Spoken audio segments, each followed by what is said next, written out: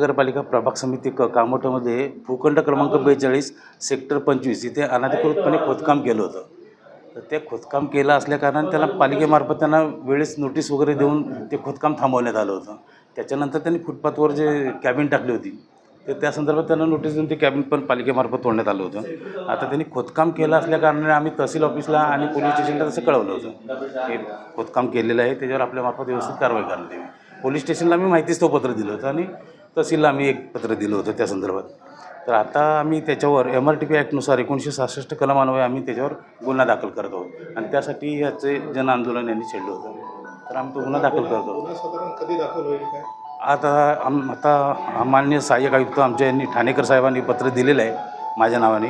तर आता मी गुन्हा दाखल करण्यासाठी निघत आहे। खरं तर पनवेल महानगरपालिकेच्या मध्ये अनेक अवैध बांधकामं चालू आहेत, फार मोठमोठ्या प्रमाणात बांधकामं चालू आहेत, पण पालिकेचा त्याच्याकडे कोणत्या पद्धतीचा कानाडोळा आहे किंवा पालिकेला हे माहिती कसं नाही हा एक संशोधनाचा विषय आहे। तरी परंतु इथे एक बांधकाम एवढं मोठ्या प्रमाणात चालू होतं खांदेश्वर स्टेशनच्या समोरच्या बाजूला आणि ते बांधकाम करत असताना त्या विकासकानं कोणत्याही विभागाची परवानगी घेतली नाही हे आमच्याकडे पण माहिती आहे, कागदोपत्री माहिती आहे।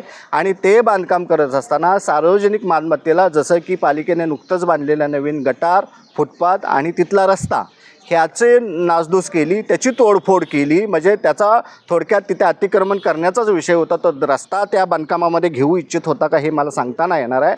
तरी परंतु त्या संदर्भामध्ये आम्ही स्वतः 20 तारखेपासून 24 तारखेपर्यंत 27 तारखेपर्यंत आम्ही स्वतः निवेदने दिली होती, पण पालिकेनं सदरच्या आमच्या निवेदनाला केराची टोपली दाखवण्याचा प्रयत्न केला होता। त्याच्यानंतर बऱ्याच वेळा बऱ्याच वृत्तपत्रातनं आणि तुमच्या डिजिटल चॅनलच्या माध्यमातून सुद्धा त्याच्याविषयी बातम्या पसरल्या होत्या, तरीही पालिकेने त्याच्यावरती कारवाई केली नव्हती। म्हणून फक्त आज आम्ही लोकशाहीच्या मार्गानं, कायदेशीर मार्गानं, जर संविधानाच्या बाजूनं आज आम्ही फक्त एक आंदोलन, इशारावजा आंदोलन केलं होतं की त्याच्यावरती आजच्या तारखेला काहीही करून गुन्हा नोंद झाला पाहिजे। तशा प्रकारचं आश्वासन आम्हाला पालिकेचे इथले जे अधिकारी होते, आत्ता सध्या उपस्थित होते कामोठा विभागामध्ये भंडारे साहेब, त्यांनी आमच्या समोरच पोलीस स्टेशनलाही पत्र तयार केलेलं आहे आणि ते आजच गुन्हा नोंद करून घेणार असं आम्हाला त्यांनी आश्वासन दिलेलं आहे। तरी परंतु आम्ही त्यांना इथं एक इशारावजा सूचना देऊ इच्छितो। आजचं हे आंदोलन फक्त थोडा इशारा देण्यासाठी आम्ही फक्त ठराविक पदाधिकारी जमलो होतो।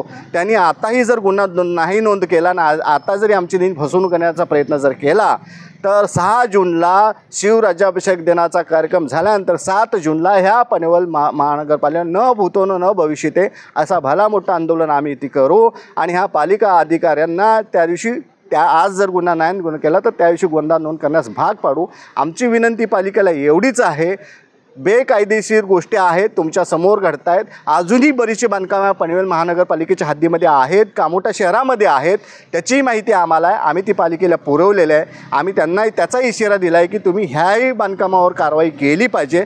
जसं सर्वसामान्य माणसांना तुम्ही कारवाईचा बडगा उचलता, न सांगता न सूचना देता तुम्ही त्यांच्या अतिक्रमण असतील किंवा त्यांनी काही केलेलं धंदा व्यवसाय असेल उकडून टाकता, तर हे एवढ्या मोठ्या प्रमाणात चाललेलं बांधकाम पालिकेच्या डोळ्यात कसं आले नाही हाही संशोधनाचा विषय आहे। तरी परंतु आज आम्ही त्यांना इशारा दिलेला आहे, त्यांनी आम्हाला आश्वासित केलेलं आहे की आजच त्याच्यावरती आम्ही गुन्हा नोंद करतोय आणि त्या गुन्ह्याची प्रत ते आम्हाला देणार आहेत। तसं जर नाही झालं तर मात्र 7 जूनला सर्वात मोठं आंदोलन ह्या पनवेल महानगरपालिकेवर होईल, ते शिवशाही सेनेचं होईल, एवढाच इशारा आज त्यांना आम्ही दिलेला आहे।